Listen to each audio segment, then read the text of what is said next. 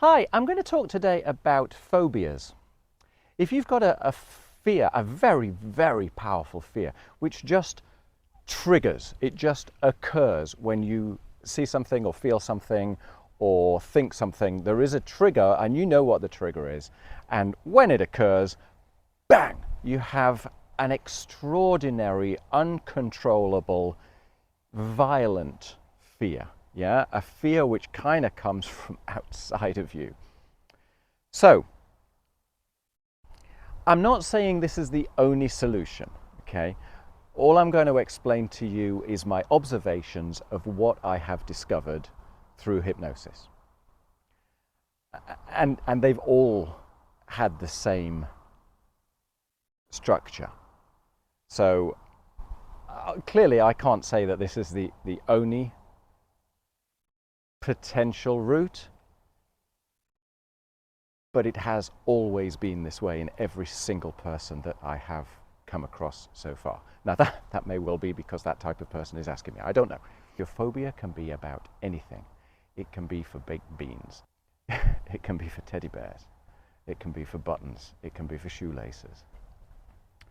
Now, if you think that this is like a real triggering, irrational fear, and it seems to have a life of its own and you merely come along to observe it kind of thing, you may well distrust yourself as a result. Okay, so one of the first things I want to explain to you is that this is perfectly understandable.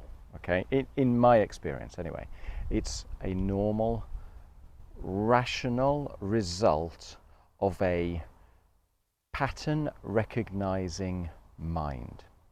Okay, now I can't say it enough, but in my experience, every single phobia that I have helped someone with has been the direct result of some traumatic event where their brain recognized what was going on and tried to box that risk in so that it never would occur again by noticing the environment, the activities, the circumstance, labeling that and triggering a fear response inside of yourself for the future so that basically it's not going to occur again. Okay?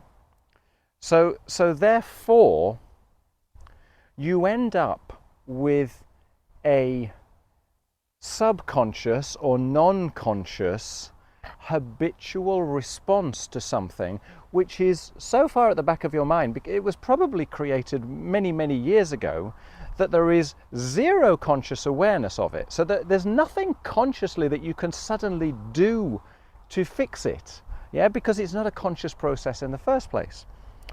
But it has come as a result of a protecting mechanism inside of yourself, you know.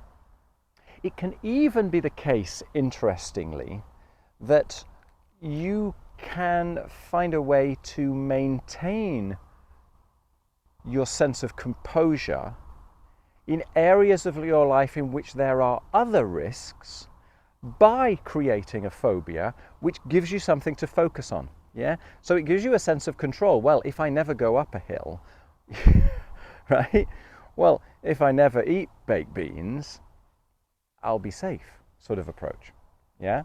So the pattern recognizing mechanism can actually bring about a sort of a false sense of security at the same time, because you know what it is that you need to avoid. Yeah.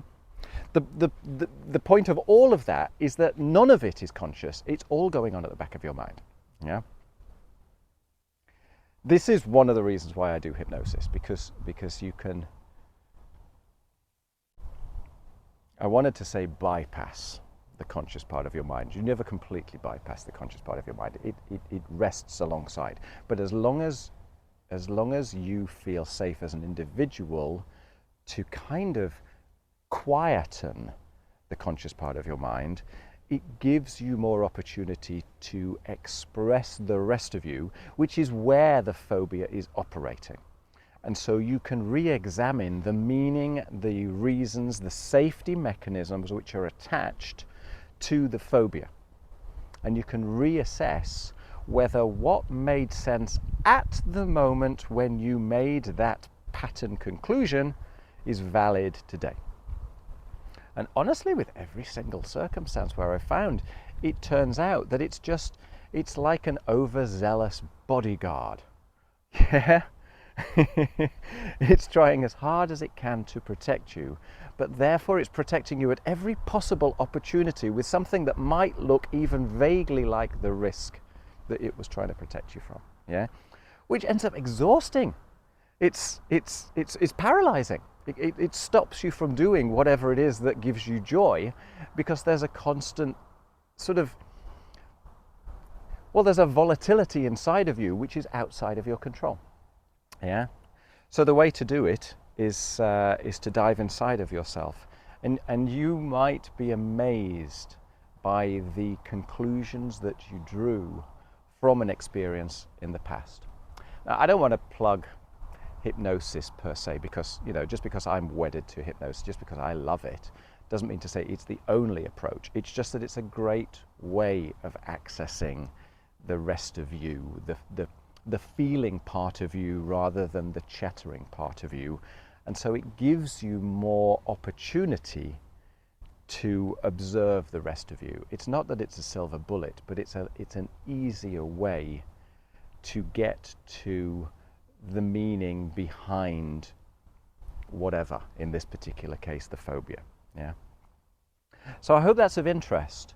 Phobias can be really, really easily fixed, in my experience, at the moment that you discover the crux of the idea which is underpinning it, that's supporting it, that's breathing life into it.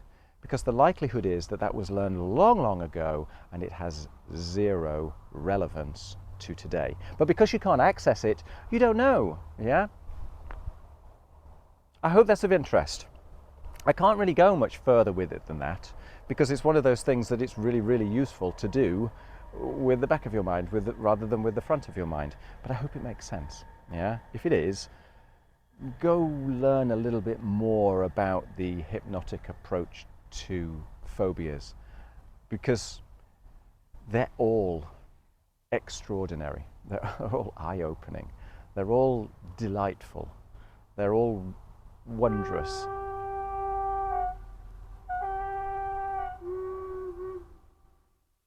A boat in the bay. All right, enjoy. Cheers. Bye-bye.